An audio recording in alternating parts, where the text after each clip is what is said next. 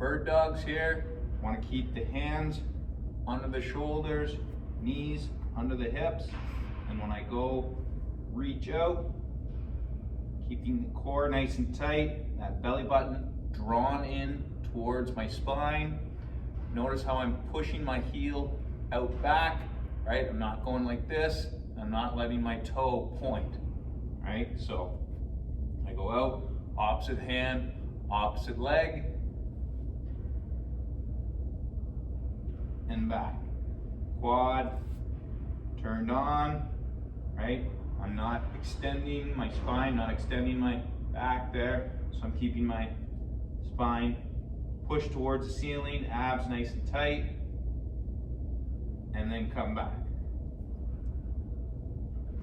Notice that heel, driving that heel towards the back wall, okay?